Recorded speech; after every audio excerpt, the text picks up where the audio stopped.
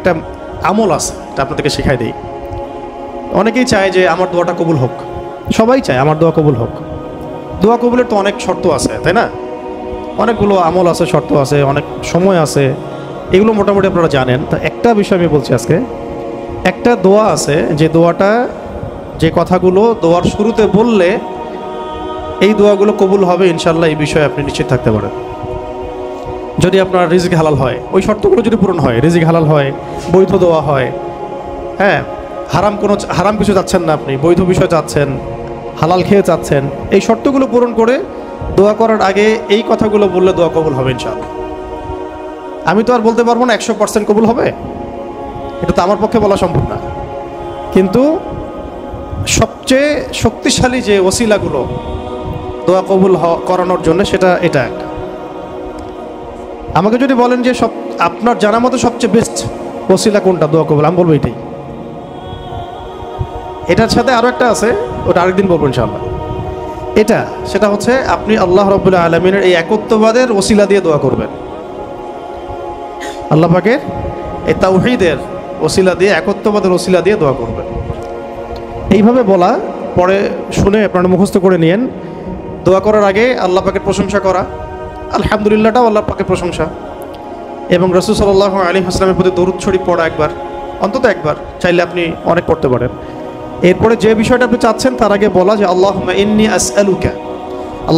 আসআলুকা বিআন্নী, আগে বলে নেই, আল্লাহুম্মা ইন্নী আসআলুকা বিআন্নী আশহাদু আন্নাকা আনতাল্লাহ লা ইলাহা ইল্লা আনত আল আহাদ আস-সামাদ আল্লাযী লাম ইয়ালিদ ওয়া লাম ইউলাদ ওয়া লাম ইয়াকুল লাহু কুফুয়ান আহাদ। সূরা ইখলাস যে জানে সে এটা সহজেই বলতে পারবে। আল্লাহুম্মা ইন্নী আসআলুকা বিআন্নী আশহাদু আন্নাকা আনতাল্লাহ লা ইলাহা ইল্লা আনতাল আহাদ আস-সামাদ আল্লাযী লাম ইয়ালিদ ওয়া লাম ইউলাদ ওয়া লাম ইয়াকুল লাহু কুফুয়ান আহাদ। এরপরে আপনি দরুদ শরীফ পড়ে দোয়া করা শুরু করবেন, ইনশাআল্লাহ দোয়া কবুল হয়ে যাবে। এই যে ওজিফা বলে দিলাম, এখন হাদিয়া তোফা বাড়াই দিয়েন, ঠিক আছে ইনশাআল্লাহ? ওকে, আচ্ছা, এটা পরীক্ষিত আমল, ইনশাআল্লাহ দোয়া কবুল হবে ইনশাআল্লাহ। আরও যদি সুন্দর করতে চান তাহলে আল্লাহুম্মা ইন্নী আসআলুকা বিআন্নী আশহাদু আন্নাকা আনতাল্লাহ, এর সাথে লা ইলাহা ইল্লা আনতাল আহাদ আল ওয়াহিদ আস-সামাদ আল্লাযী লাম ইয়ালিদ ওয়া লাম ইউলাদ ওয়া লাম ইয়াত্তাখিয ওয়ালাদান ওয়া লাম ইয়াকুল লাহু শারীকুন ফিল মুলক। আরও বলা যায় ওয়া লাম ইয়াকুল লাহু কুফুয়ান আহাদ। আরেকটা আছে আল্লাহুম্মা ইন্নী আসআলুকা বিআন্নী আশহাদু আন্নাকা আনতাল্লাহ লা ইলাহা ইল্লা আনতাল হান্নান আল মান্নান بديع السماوات والأرض يا ذا الجلال والإكرام يا حي يا قيوم برحمتك أستغيث। এইটা দিয়ে দোয়া করা যেতে পারে শুরুতে, ঠিক আছে? এগুলো আমল করবেন ইনশাআল্লাহ। প্রথমটা তো সহজ, ওইটা বললাম, আল্লাহুম্মা ইন্নী আসআলুকা। একা দোয়া করলে আল্লাহুম্মা ইন্নী আসআলুকা, একসাথে করলে আল্লাহুম্মা ইন্না নাসআলুকা। একা করলে আল্লাহুম্মা ইন্নী আসআলুকা, একসাথে করলে তখন আল্লাহুম্মা ইন্না নাসআলুকা বিআন্নী আশহাদু আন্নাকা আনতাল্লাহ লা ইলাহা ইল্লা আনতাল আহাদ আস-সামাদ আল্লাযী লাম ইয়ালিদ ওয়া লাম ইউলাদ ওয়া লাম ইয়াকুল লাহু কুফুয়ান আহাদ। এর অর্থ হচ্ছে, হে আল্লাহ, আমি এই ওসিলায় তোমার কাছে প্রার্থনা করছি, আর এটা জেনে আমি তোমার কাছে প্রার্থনা করছি, এইটার দাবি দিয়ে আমি তোমার কাছে প্রার্থনা করছি যে তুমি এক, তুমি অমুখাপেক্ষী, তুমি কাউকে জন্ম দাও নাই, কারো কাছ থেকে তুমি জন্ম নেও নাই, তোমার সমতুল্য কিছু নাই। এইটার ওসিলা দিয়ে আল্লাহ আমি তোমার কাছে প্রার্থনা করতেছি। এর চেয়ে বড় ওসিলা হয়? তাওহীদের চেয়ে বড় ওসিলা হয় না। এরপরে আরেকদিন আরেকটা ইনশাআল্লাহ শিখাই দেব। এটা গেল ওই যে বললাম বেলাল রাদিয়াল্লাহু আনহুর অত্যাচারের পরে নাজিল হওয়ার পর আল্লাহ রাব্বুল আলামিন প্রথম জানাই দিলেন যে বলো আল্লাহ রাব্বুল আলামিন এক। এই এক দিয়ে কি হয়েছে, সমস্ত বহুত্ববাদীদের যে ধর্মবিশ্বাসের যে ভিত্তি, এটাকে ভেঙে দেওয়া হয়েছে, ঠিক আছে? 2 নম্বর হচ্ছে আল্লাহ পাক বললেন যে আল্লাহুস সামাদ, আল্লাহ অমুখাপেক্ষী শব্দটাকে সালাফগণ, আসলাফগণ, আকাবিরগণ অনেকভাবে ব্যাখ্যা করেছেন। আমি একটু ওইটা পড়ে শোনাই, তাহলে আপনাদের জন্য সুবিধা হবে। অমুখাপেক্ষিতাকে ইমামগণ কয়েকভাবে ব্যাখ্যা করেছেন যে আল্লাহুস সামাদ, এটাকে এটাকে কয়েকটা ভাগে ভাগ করা যায়। যেমন একটু মনে রাখবেন, যেমন আব্দুল্লাহ বিন আব্বাস রাদিয়াল্লাহু আনহু, হাসান বসরি ও সাইদ ইবনে জুবাইর রাহমাতুল্লাহি আলাইহি বলেছেন যে এর অর্থ হচ্ছে আল্লাহ পাক নির্ভীক, যার কোনো ভয় নাই। আল্লাহুস সামাদ মানে আল্লাহ পাক নির্ভীক, যার কোনো ভয় নাই। এমনিতে আমরা বাংলা বুঝলাম আল্লাহুস সামাদ মানে আল্লাহ পাক অমুখাপেক্ষী, মানে যার কাউকে প্রয়োজন নাই, সমস্ত সৃষ্টির তাকে প্রয়োজন, এবং তিনি সমস্ত সৃষ্টি থেকে অমুখাপেক্ষী, কোনো জরুরত নাই সৃষ্টির কাছে তার। আল্লাহ পাক কারো কাছে রিজিক চান না, কারো কাছে আল্লাহ পাক রিজিক চান না। এমন না যে আমরা সবাই আল্লাহর ইবাদত করলে আল্লাহ পাকের শক্তি বেড়ে যাবে, মোটেই না। আল্লাহ পাক যেমন ছিলেন তেমনই থাকবেন। আবার এমন না যে সব মানুষ যদি কুফরি করা শুরু করে আল্লাহ পাকের শক্তি কমে যাবে, কখনোই না। মানে এই পুরো বিশ্ব জাহান সৃষ্টি করার আগে আল্লাহ যেমন ছিলেন, আজও তেমন আছেন, চিরকাল তেমন থাকবেন। আল্লাহ পাক অমুখাপেক্ষী। অমুখাপেক্ষী মানে কারো প্রয়োজন নাই। এই জন্য একটা দোয়ায় আমরা বলি না যে আল্লাহুম্মা কফিনি বিহালালিকা আন হারামিক ওয়া আগনিনি বিফাদলিক আম্মান সিওয়াক, মানে আল্লাহ আপনি আপনার হালাল দিয়ে হারাম থেকে আমাকে বাঁচায় দেন, এবং আপনি ছাড়া বাকি সমস্ত বিষয় থেকে আমাকে অমুখাপেক্ষী রাখেন। তা আমরা যদি আল্লাহর প্রতি মুখাপেক্ষী হই, তাহলে অন্য মাখলুকের প্রতি আমরা কি মুখাপেক্ষী হব? তা আমরা সবার থেকে অমুখাপেক্ষী হয়ে গেলাম। আল্লাহ পাক তার পুরো সৃষ্টি থেকে কি অমুখাপেক্ষী। এটাকে আস-সামাদ শব্দ দিয়ে ব্যাখ্যা করা হয়েছে। তো ইমাম আব্দুল্লাহ বিন আব্বাস রাদিয়াল্লাহু আনহুর ব্যাখ্যায় বললাম যে এটা বলা হচ্ছে যে তার কোনো ভয় নাই, তিনি নির্ভীক, তার কোনো ভয় নাই। ইমাম শাআবী রাহমাতুল্লাহি আলাইহি বলেন যে সামাদ হচ্ছেন তিনি যিনি পানাহার করেন না। এক এক স্কলার এক একভাবে আসলাফগণ ব্যাখ্যা করেছেন। ইবনে জুবাইর রাদিয়াল্লাহু রাহমাতুল্লাহি আলাইহি বলেন যে আস-সামাদ শব্দের অর্থ হচ্ছে তিনি সমস্ত গুণ এবং কর্মে নিখুঁত, তিনি সমস্ত গুণ এবং কর্মে নিখুঁত। হযরত কাতাদা রাহমাতুল্লাহি আলাইহি বলেন যে সমগ্র সৃষ্টি জগৎ ধ্বংস হওয়ার পর যিনি বাকি থাকবেন তিনি হচ্ছেন আস-সামাদ। সমস্ত সৃষ্টি জগৎ ধ্বংস হয়ে যাওয়ার পরে যিনি, যার অস্তিত্ব থাকবে তিনি হচ্ছেন আস-সামাদ। তো সামাদের কত ব্যাখ্যা তারা করেছেন, ঠিক আছে। তারপরে ইকরিমা রাহমাতুল্লাহি আলাইহি বলেছেন যে যার উপর কারো মর্যাদা নাই তিনি হচ্ছেন আস-সামাদ, যার উপরে কারো আর মর্যাদা নাই তিনি হচ্ছেন আস-সামাদ। তারপরে ইমাম রাজি রহমতুল্লাহি আলাইহি বলেছেন সামাদ হচ্ছেন তিনি যার উপরে কখনো কোনো বিপদ আপদ আসে না। সামাদ হচ্ছেন তিনি যার উপরে কখনো কোনো বিপদ আপদ আসে না। তারপরে আবুল ওয়াইল শাকিক ইবনে সালামা রহমতুল্লাহি আলাইহি বলেন যে সামাদ হচ্ছেন তিনি যিনি সর্বত্র তার কর্তৃত্ব প্রতিষ্ঠা করতে পারেন, সর্বত্র যার কর্তৃত্ব তিনি প্রতিষ্ঠা করতে পারেন। কারো মতে, কোন কোন স্কলারের মতে সামাদ হচ্ছেন তিনি যিনি, সামাদ হচ্ছেন তিনি যার কাছে সমস্ত মাখলুককে প্রয়োজন পেশ করতে হয়, যার কাছে সমস্ত মাখলুককে প্রয়োজন পেশ করতে হয়। আর আরেকজন স্কলার তিনি বলেছেন সামাদ হচ্ছেন তিনি যিনি সমস্ত দোষ ত্রুটি থেকে মুক্ত, সমস্ত দোষ ত্রুটি থেকে মুক্ত। এগুলো আরও বিস্তারিত আপনারা পাবেন তাফসীরে জালালাইনের মধ্যে আছে, ঠিক আছে। এখন এই সামাদ শব্দ দিয়ে তাহলে কি করা হচ্ছে, ওই বহুত্ববাদীদের পর যাদের ধর্মবিশ্বাস কিছুটা বাকি থাকে তাদের ভিত্তিটাকে ঘুরিয়ে দেওয়া হচ্ছে। তো ইলাহ হতে হবে এমন যার কোনো ভয় নাই, যার কোনো ভয় তাকে কখনো স্পর্শ করে না। ইলাহ হতে হবে এমন একজন সত্তাকে যিনি কারো মুখাপেক্ষী নন। যত যত স্ট্যাচু আছে এগুলো তো মুখাপেক্ষী, ওকে তো বানানো হয়েছে, সে তো নিজেকে বানায় নাই, সে কারো মুখাপেক্ষী, সে তো খালেক না, সেও মাখলুক। তারপরে যারা মানুষ যারা নিজেদেরকে বিশ্বমঞ্চে বড় বড় করে ফুটিয়ে তোলে বা নিজেদেরকে রবের আসনে অধিষ্ঠিত করার চেষ্টা করে, তারা কি অমুখাপেক্ষী?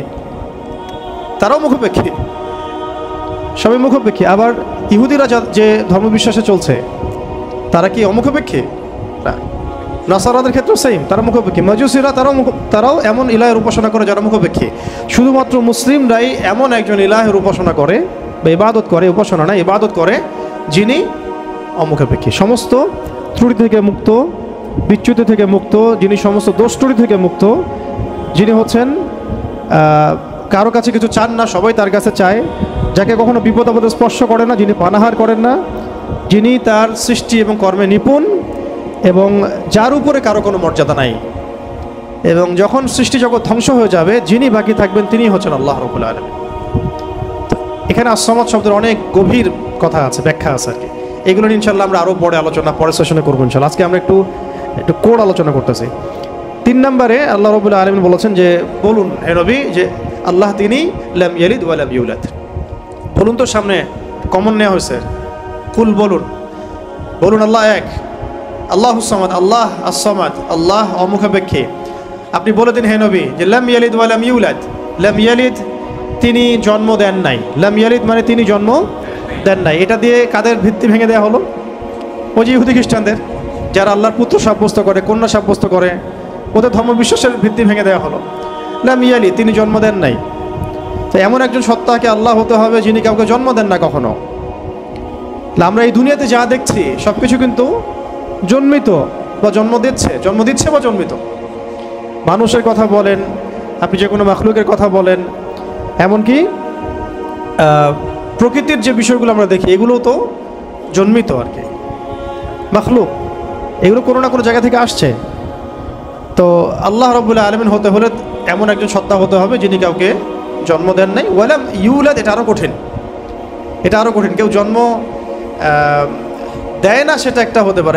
একজন ধরেন মহিলা আছে, জন্ম দেয় নাই সন্তান, তো সে তো কারো কাছ থেকে জন্মিত হয়েছে। দুইটা রাস্তাই বন্ধ করে দেওয়া হলো যে আল্লাহ হতে হবে এমন একজন সত্তাকে যিনি না জন্ম দিয়েছেন না কারো কাছ থেকে জন্ম নিয়েছেন। এটা আরও কঠিন, এবং এই কাঠিন্যের মধ্যে কোনো সত্তা পড়তে পারে না আল্লাহ ছাড়া। এই মানদণ্ডে আল্লাহ ছাড়া অন্য কোনো সত্তা কখনো পড়তে পারে না, যিনি জন্ম দেন নাই, কারো কাছ থেকে জন্মও নেন নাই। অনেকে প্রশ্ন করে যে, অনেকের মধ্যে ওয়াসওয়াসা আসে যে এই বিশ্বজাহান আল্লাহ সৃষ্টি করেছেন, আল্লাহকে কে সৃষ্টি করেছেন? নাউযুবিল্লাহি মিন যালিক। নবী সাল্লাল্লাহু আলাইহি ওয়াসাল্লাম বলেছেন, যখনই এমন কোনো চিন্তা আসবে, এই চিন্তা শয়তান ঢুকিয়ে দেয়, যখনই এমন কোনো চিন্তা আসবে সেজন্য পরে আউযু বিল্লাহি মিনাশ শাইতানির রাজীম, এবং ঈমান পাকাপোক্ত করার জন্য যেন পরে আমানতু বিল্লাহি ওয়া রুসুলিহি, আমানতু বিল্লাহি ওয়া রুসুলিহি, রুসুলিহি বহুবচন, আমানতু বিল্লাহি ওয়া রুসুলিহি। আল্লাহকে যদি কেউ জন্ম দিত বা আল্লাহ যদি কোনো জায়গা থেকে সৃষ্টি হতেন, তাহলে যে স্রষ্টা তিনি তো আল্লাহ হতেন, তাই না? আল্লাহ যদি নাউযুবিল্লাহ কারো কাছ থেকে সৃষ্টি হতেন তাহলে তো তিনি আল্লাহ হতেন না। এমন একজন সত্তাকে আল্লাহ হতে হবে যিনি সৃষ্টি নন, যাকে কেউ সৃষ্টি করে নাই, বরং তার কাজ সৃষ্টি করা। এটা তো আপনি কার্যকারণ তত্ত্ব থেকে বলছেন, এটা ফিলোসফিতে একটা তত্ত্ব আছে, কার্যকারণ তত্ত্ব। মানে তত্ত্বটা হচ্ছে এরকম, ইউনিভার্সিটিতে আমাদেরকে একটু পড়ানো হয়েছিল আর কি, যে প্রত্যেকটা কাজের পিছনে একটা কারণ থাকে। আসলে তাই, কিন্তু প্রত্যেকটা কাজের পিছনে একটা কারণ আসলেই থাকে। শয়তানির পিছনেও কোনো না কোনো কারণ তো আছে, কেন শয়তানি করতেছে এটা কারণ তো আছে। প্রত্যেকটা কাজের পিছনে একটা কারণ থাকে। এই তত্ত্বটাকে তারা বলতো কার্যকারণ তত্ত্ব আর কি। তো এই তত্ত্ব থেকে তারা এই প্রশ্নটা উত্থাপন করেছে যে তাহলে আল্লাহকে কে সৃষ্টি করেছে? ঠিক আছে, এখানে এই তত্ত্বটা নিজেই তার দোষে ত্রুটিযুক্ত আর কি। আল্লাহকে যদি কেউ সৃষ্টি করে তাহলে তো সে আল্লাহ হবে, তাকে কেউ সৃষ্টি করলে সে আল্লাহ হবে, তাকে কেউ সৃষ্টি করলে সে আল্লাহ হবে। এইভাবে আপনি কোথায় গিয়ে শেষ করবেন? যেখানে আপনার চিন্তার জগৎ শেষ হবে সেখান থেকে আল্লাহ রাব্বুল আলামিন শুরু হবেন ইনশাআল্লাহ। ব্যাপারটা এরকম আর। তো আল্লাহ রাব্বুল আলামিন কাউকে জন্ম দেন নাই, কারো কাছ থেকে জন্ম নেন নাই, সহজ কথা। আর এখান থেকে ইহুদি এবং খ্রিস্টানদের যে ধর্মভিত্তি এটাকে একেবারে ভেঙে দেওয়া হয়েছে। ওয়াকালাতিল ইয়াহুদ উযাইরুন ইবনুল্লাহ ওয়াকালাতিন নাসারা আল মাসীহ ইবনুল্লাহ, এটাকে ভেঙে দেওয়া হয়েছে।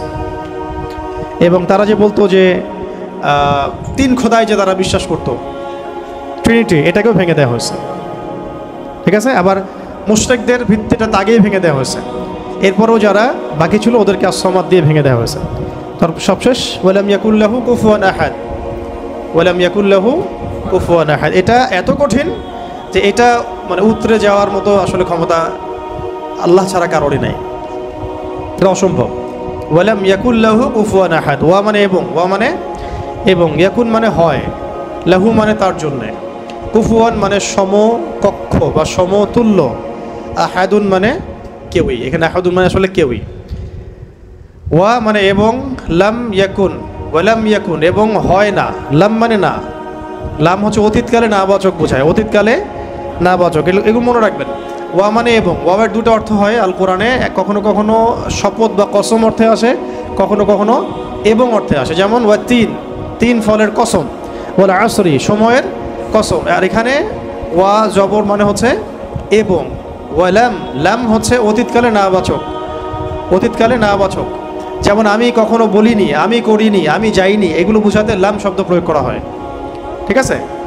ওয়ালাম ইয়াকুন, ইয়াকুন মানে হয়, লাম ইয়াকুন মানে হয় না, ওয়ালাম ইয়াকুন এবং হয় না, এবং হয় না, লাহু মানে তার জন্যে, লাহু মানে তার জন্য বলতে এখানে আল্লাহর দিকে নিসবত করা হচ্ছে। ওয়ালাম ইয়াকুন লাহু, তার জন্যে হয় না, কি হয় না?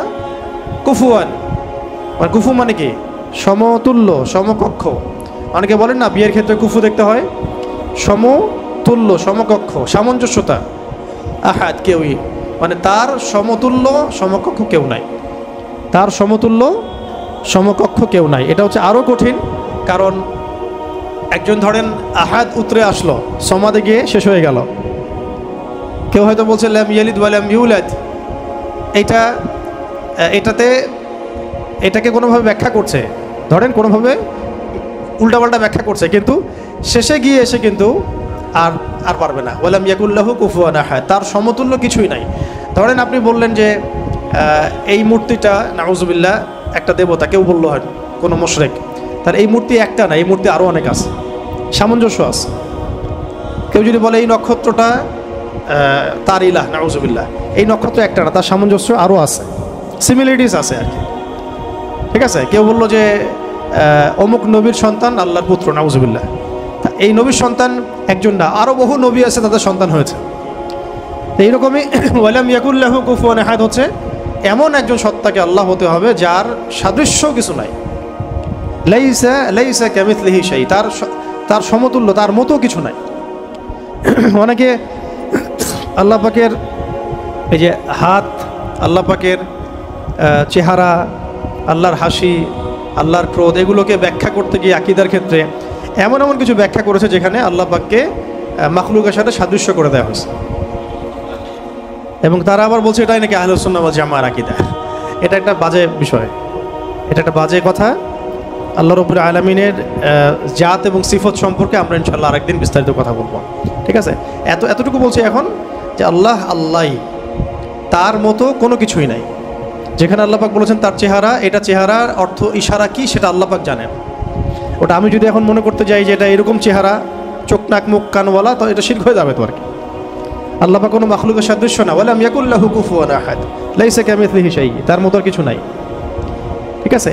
তো আল্লাহকে কোনোভাবেই এরকম কোনো ব্যাখ্যার মধ্যে আনা যাবে না। যেমন অনেকে বলেন না যে আল্লাহ পাক কোথায় আছে। তো এখন আপনি প্রশ্ন করলেন যে আল্লাহ রাব্বুল আলামিন কোথায় আছে, তো কেউ বলছে আরশের উপরে আছে, আরশের। তো আল্লাহ পাকের ক্ষেত্রে এমন দিক সাব্যস্ত করা যাবে না, উপরে নিচে ডানে বামে, এভাবে না। এটা ইস্তাওয়ার অর্থ কি, সেটা আল্লাহ পাক যেভাবে বলেছেন ওইটুকুতে চুপ থাকা আর কি, ব্যাখ্যা করতে না যাওয়া আর কি, ব্যাখ্যা করতে না যাওয়া। এমনকি আল্লাহ পাক আর রহমান আর রহিম, এটাকে এইভাবে ব্যাখ্যা করা যাবে না যে কেমন রহমান, আমাদের মতো রহমান, আমাদের মতো দয়াময় কি? আল্লাহর দয়া আল্লাহর মতো, আল্লাহ পাকের দয়া আল্লাহর মতো, আল্লাহর ক্রোধ আল্লাহর মতো, আল্লাহর মানে কারো প্রতি সন্তুষ্ট হওয়া তার মতো, তার নিজের জাত এবং সিফতের মতো, আমাদের কোনো মাখলুকের মতো না। আবার আল্লাহ পাকের দিকে কোনো দিকও সাব্যস্ত করা যাবে না যে আল্লাহ উপরের দিকে, নিচের দিকে, ডানের দিকে, বামের দিকে। এইগুলো মানে খুব সূক্ষ্ম বিষয় আকীদার, এবং এই আকীদার এই বিষয়গুলো সমাজের মধ্যে অনলাইনের মাধ্যমে এত ফিতনা সৃষ্টি হয়ে গেছে যেগুলো আসলে অনেক সময় জেনারেল ভাইরা এখানের মধ্যে ডুবে যাচ্ছেন আর কি। তো আল্লাহ পাকের ব্যাপারটাকে খুব সেন্সিটিভলি বুঝতে হবে এবং সূক্ষ্মতার সাথে বড় বড় উলামায়ে কেরামদের কিতাবগুলো পড়ে তাদের কাছ থেকে ব্যাখ্যা জেনে নেবেন। এবং যেটা বুঝবেন না পড়তে গিয়ে, যদি আপনি আকীদার বইগুলো আসলেই পড়তে পারেন, তাহলে যেটা বুঝবেন না সেটা অবশ্যই বড় আলেমকে জিজ্ঞাসা করতে হবে। হ্যাঁ, আরশের কথা দিয়ে অনেকে বলেছেন উপরে। এই সমাসীন শব্দটা মানে হচ্ছে আসীন হওয়া। এই যে আমি বসে আছি এখন চেয়ারের উপরে, আমি চেয়ারের উপরে সমাসীন হয়ে আছি আমি এখন। তো এটা কি সমাসীন শব্দটা ঠিক হবে তাহলে? আল্লাহ পাক কি বসে আছেন? নাউজুবিল্লাহ মিন যালিক। কোন হালতে আছেন আপনি জানেন? আমরা জানি। আল্লাহর হালতে আছে। আল্লাহ পাক যেভাবে থাকা দরকার তার শান মর্যাদা অনুযায়ী আল্লাহ পাক আছেন। তো এই ব্যাপারগুলো খুব সূক্ষ্ম, কিন্তু এই জন্য আমি বলছি এটার আরেকটা দার্স লাগবে পরের ক্লাসে ইনশাল্লাহ। ওই দিন আমরা তাওহীদের পুরো বিষয়গুলো, খুঁটিনাটিগুলো জানবো ইনশাল্লাহ। পাশাপাশি শিরকের বিষয়গুলো লিস্ট করা হচ্ছে, যতগুলো কাজ শিরক এগুলো আপনাদেরকে বলে দেবো ইনশাআল্লাহ। মানে এখন যেগুলো দেখা যায়, এছাড়াও আরও অনেক শিরক আছে যেটা সামনে আসবে আর কি। হ্যাঁ, আসতে পারে, কারণ যেভাবে যুগ বদলায় সেভাবে শিরকের ভেরিয়েন্টও বদলাচ্ছে। যেভাবে যুগ বদলাচ্ছে না, শিরকের ভেরিয়েন্টও বদলাচ্ছে, কিন্তু উসুলগুলো জানা থাকলে আমরা ভুল করবো না ইনশাআল্লাহ। ঠিক আছে, তো আমরা এখানে সূরা ইখলাসের মূল কয়টা অর্থ জানলাম, সরল অনুবাদ। তাহলে অর্থ ধরলে পারবেন তো এখন থেকে ইনশাআল্লাহ। কুল শব্দের অর্থ বলুন, কাকে বলতে বলা হচ্ছে? রাসূল সাল্লাল্লাহু আলাইহি ওয়াসাল্লামকে। কেন বলতে বলা হচ্ছে? কারণ কাফেররা জিজ্ঞাসা করেছে আল্লাহ কেমন, তোমার আল্লাহ কেমন, প্রকৃতি জিজ্ঞাসা করছে, আল্লাহ পাক সম্পর্কে জানতে চেয়েছে। আল্লাহ পাকের ডেফিনেশন কোন সূরা আছে? ইখলাস। এই সূরাকে বলা হয় তাওহীদের সূরা, একনিষ্ঠতা। ঠিক আছে, খালেস তাওহীদ। এবং কোরআনের যে 3টা ভাগের কথা বললাম, 3 ভাগের 1 ভাগই হচ্ছে তাওহীদ। এই কারণে এই সূরাকে আল কোরআনের 3 ভাগের 1 ভাগ বলা। এখন বুঝতে পারছেন যে হাদিসে আসছে না যে এই সূরা ইখলাস হচ্ছে কোরআনের 1/3 সমান। 1/3 কেন? কারণ কোরআনের 3 ভাগের 1 ভাগ হচ্ছে তাওহীদ। এটা এভাবে আসে নাই কিন্তু যে 3 বার পড়লে 1 খতম হবে, এভাবে কিন্তু হাদিসে আসে নাই। এটা ব্যাখ্যা, ওলামা ইকরামদের, আসলাফদের অনেকের ব্যাখ্যা যে 3 বার পড়লে হয়তো 1 খতমের নেকি হয়ে যাবে ইনশাআল্লাহ। হতেও পারে, আল্লাহ পাক দিতেই পারেন, আল্লাহ পাক দিলে আমার সমস্যা কি? তো এইভাবে হাদিসে আসে না যে 3 বার পড়লেই 1 খতমের নেকি হবে, এইভাবে হাদিসে আসে না। আসছে যে এই সূরা হচ্ছে কোরআনের 3 ভাগের 1 ভাগ, 1/3 সমান।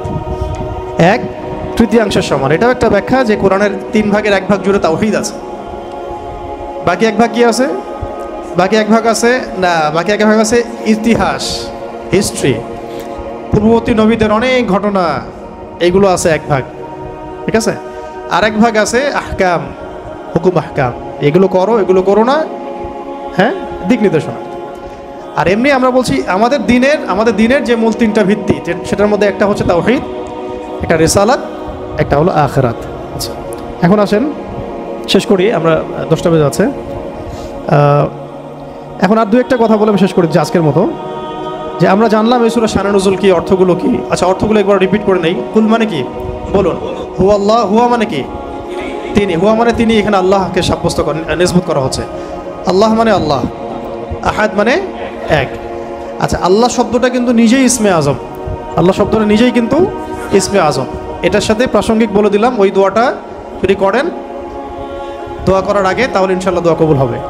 কোনটা? আল্লাহুম্মা ইন্নী আসআলুকা বিআন্নী আশহাদু আন্নাকা আনতা আল্লাহ লা ইলাহা ইল্লা আনতাল আহাদুস সামাদুল্লাযী লাম ইয়ালিদ ওয়া লাম ইউলাদ ওয়া লাম ইয়াকুল লাহু কুফুয়ান আহাদ।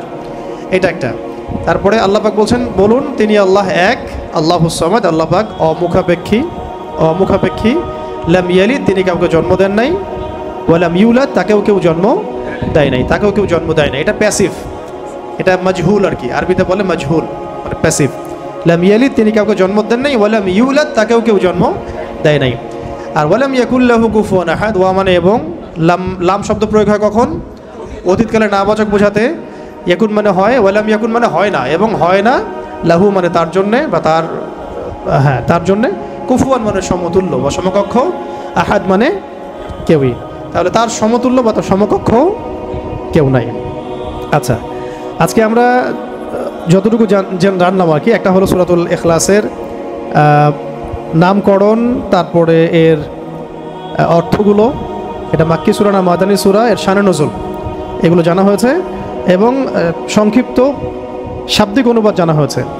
বাকি এর আরও বেশ কিছু বিষয় আছে, যেমন এর মধ্যে তাওহীদ আছে, তাওহীদের প্রকরণগুলো, যেমন তাওহীদ রুবুবিয়্যাত, তাওহীদ উলুহিয়্যাত, তাওহীদ আসমা সিফাত, ইনশাআল্লাহ আমরা আগামী দার্সে জানবো। এবং তাওহীদের ফজিলত, তাওহীদ না থাকলে কি হবে, এবং তাওহীদের বিপরীত শিরক কাকে বলে, এবং এর ক্ষতিকর দিকগুলো কি কি, শিরকের কুফল এবং এর শাস্তি, এবং শিরকের প্রকারভেদ, যেমন আকীদার ক্ষেত্রে শিরক, আমলের ক্ষেত্রে শিরক, কথার ক্ষেত্রে শিরক, এবং গোপন শিরক বা রিয়া। এর সাথে আধুনিক বিশ্বে যে শিরকগুলো দেখা যায় সেগুলোর তালিকা।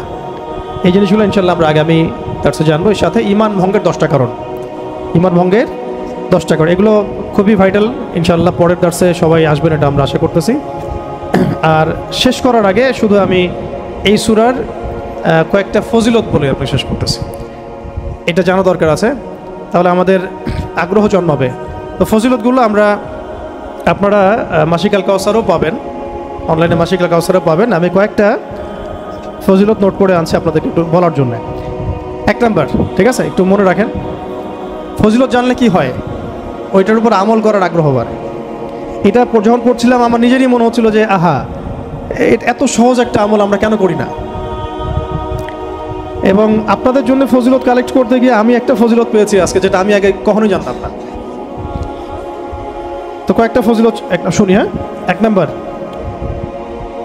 এক ব্যক্তি জনৈক সাহাবীকে দেখলেন, রেফারেন্সগুলো দেয়া আছে, এটা সহিহ বুখারী, আবু দাউদে আসছে, নাসাইতে আসছে। এক ব্যক্তি জনৈক সাহাবীকে দেখলেন যে তিনি প্রত্যেক নামাজেই সূরা ইখলাস পড়েন, প্রত্যেক নামাজে সূরা ইখলাস পড়েন, মানে তাকে ইমামতির দায়িত্ব দেওয়া হয়েছে।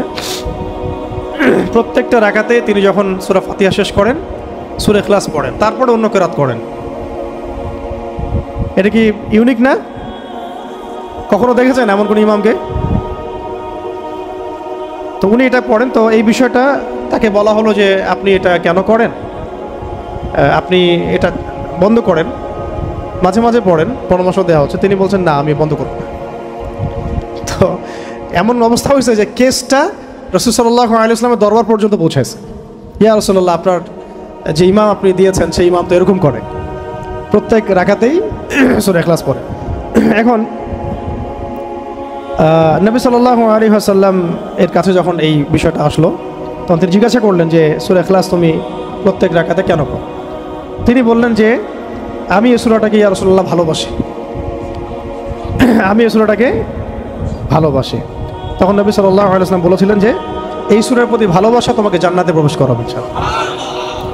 কেন তিনি সূরাটাকে ভালোবাসতেন এটারও ব্যাখ্যায় হাদিসে আরও ব্যাখ্যা আসছে, যে বলা হচ্ছে তিনি এই সূরাটাকে ভালোবাসতেন এই কারণে যে এখানে আল্লাহ পাকের তাওহীদ আছে, এখানে আল্লাহ পাকের তাওহীদ আছে। আল্লাহ পাকের তাওহীদকে যে ভালোবাসবে, তাওহীদকে ধারণ করবে, তাওহীদ প্রসার এবং প্রতিষ্ঠার জন্য কাজ করবে, তার বর্তমান কী হইতে পারে আপনি চিন্তা করেন। তো তাওহীদ নিয়ে আলোচনা আমরা পরের দর্শে ইনশাআল্লাহ আসবো, ঠিক আছে? ওকে, আরেকটা বর্ণনা আসছে যে নবী সাল্লাল্লাহু আলাইহি ওয়াসাল্লাম একবার সব সাহাবীদেরকে, আশেপাশে যারা ছিলেন ওই সময়, সবাইকে জড়ো করলেন। তো তারা মনে করলেন যে খুব গুরুত্বপূর্ণ একটা হয়তো বড় কোনো নির্দেশনা আসবে।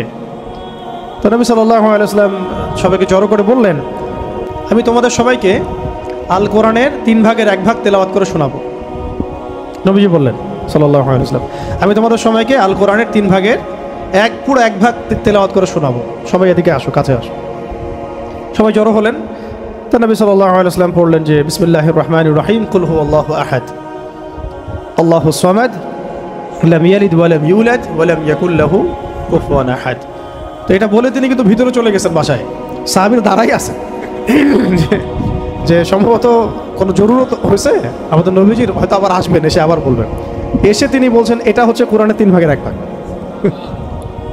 এটা হচ্ছে কোরআনের 3 ভাগের 1 ভাগ। সুবহানাল্লাহ, সুবহানাল্লাহ।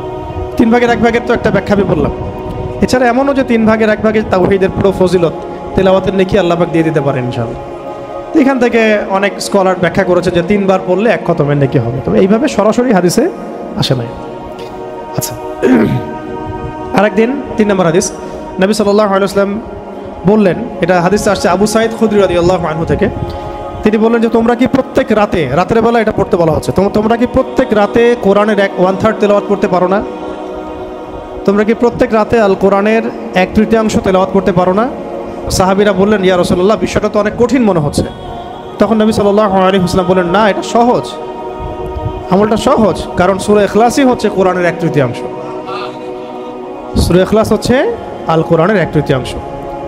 এইরকম সাহাবীগণ অন্য বর্ণনায় বলেছেন যে ইয়া রাসূলুল্লাহ, আমরা তো দুর্বল, আমরা প্রতি রাতে 1/3 কেমন করে তেলাওয়াত করব? তো নবীজি বললেন যে বলো, কুল হুয়াল্লাহু আহাদ, আল্লাহুস সামাদ, লাম ইয়ালিদ ওয়া লাম ইউলাদ। আল্লাহ পুরো কোরআনকে 3 ভাগে ভাগ করেছেন। একটু আগে আমি বললাম আল্লাহ তাআলা পুরো কোরআনকে 3 ভাগে ভাগ করেছেন, এর মধ্যে সূরা ইখলাসটাই 3 ভাগের 1 ভাগ। সূরা ইখলাসটা হচ্ছে 3 ভাগের 1 ভাগ। আচ্ছা, তো এরকম বেশ কিছু বর্ণনা আছে মানে সিমিলার, কি ওটা আমি রিপিট করছি না।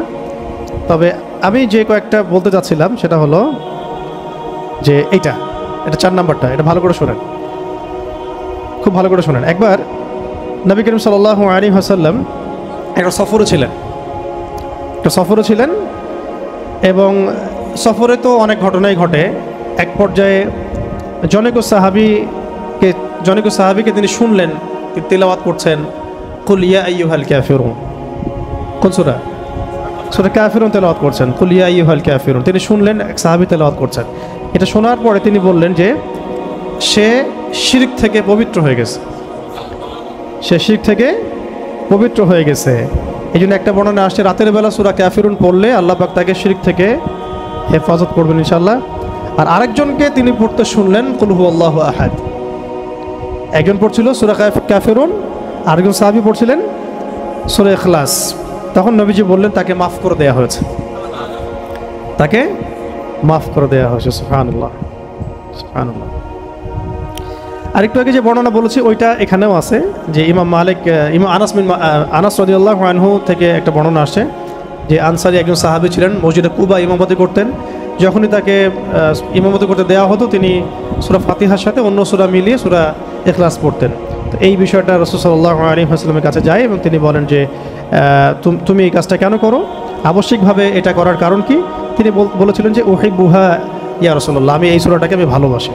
তখন নবী সাল্লাল্লাহু আলাইহি ওয়াসাল্লাম বলেছিলেন যে এই সূরার প্রতি ভালোবাসা, যে হুব্বুকা ইয়াহা আদখালাকাল জান্নাহ, এই সূরার প্রতি যে ভালোবাসাটা, এই ভালোবাসাই তোমাকে জান্নাতে প্রবেশ করাবে ইনশাআল্লাহ। এটা একটা বর্ণনা আসছে। এরকম আরও সিমিলার বর্ণনা আছে। আরেকদিন আবু হুরায়রা রাদিয়াল্লাহু আনহু তিনি বলছেন যে আমি রাসূল সাল্লাল্লাহু আলাইহি ওয়াসাল্লামের কাছে বসেছিলাম, এমন সময় এক ব্যক্তি সূরা ইখলাস তেলাওয়াত করা শুরু করলো। তখন নবী সাল্লাল্লাহু আলাইহি ওয়াসাল্লাম বললেন যে ওয়াজাবাত, কি বললেন? ওয়াজাবাত, ওয়াজিব হয়ে গেছে। ওয়াজাবাত মানে ওয়াজিব হয়ে গেছে, ওয়াজাবাত মানে ওয়াজিব হয়ে গেছে। আমি জিজ্ঞাসা করলাম ইয়া রাসূলুল্লাহ কি ওয়াজিব হয়ে গেছে, কি ওয়াজিব হয়ে গেল? তিনি বললেন যে আল জান্নাহ, জান্নাত ওয়াজিব হয়ে গেছে, এই ব্যক্তির উপর জান্নাত ওয়াজিব হয়ে গেছে। আরেকজন সাহাবী এসেছিলেন নবী সাল্লাল্লাহু আলাইহি ওয়াসাল্লামের কাছে, এসে বলেছিলেন যে আমার এক ভাই আছে, মানে মুমিন ভাই, আমার এক ভাই আছে, উনিও সাহাবী, তো তিনি সূরা ইখলাসকে খুব ভালোবাসেন। তো নবীজি বললেন তাকে জানিয়ে দাও, তোমার ভাইকে জানিয়ে দাও যে এই সূরার প্রতি ভালোবাসার কারণে তাকে জান্নাতের সুসংবাদ দান করো। তাকে জানিয়ে দাও যে এই সূরার প্রতি ভালোবাসার কারণে তাকে জান্নাতের সুসংবাদ দেয়া হচ্ছে।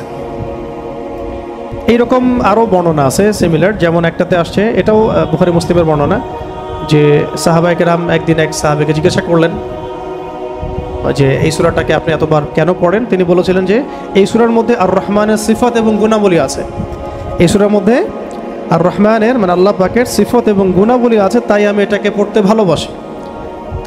পড়তে ভালোবাসি। তখন নবীজি বললেন তাকে জানিয়ে দাও যে আল্লাহও তাকে ভালোবাসে। মানে এক এক জায়গায় এক একভাবে শব্দ এক্সট্রা আসছে আর কি। কোনো জায়গায় বলা হচ্ছে তার জন্য জান্নাত ওয়াজিব হয়ে গেছে, কোনো বর্ণনা আসছে যে তাকে জানায় দাও যে আল্লাহ তাকে ভালোবাসেন, কোনো বর্ণনা আসছে তাকে জানায় দাও যে তাকে জান্নাতের সুসংবাদ দান করো। এরকম করে বিভিন্ন বর্ণনা আসছে আর কি। এবার আমাদের জন্য খুব আগ্রহের একটা হাদিস, এটা শুনেন।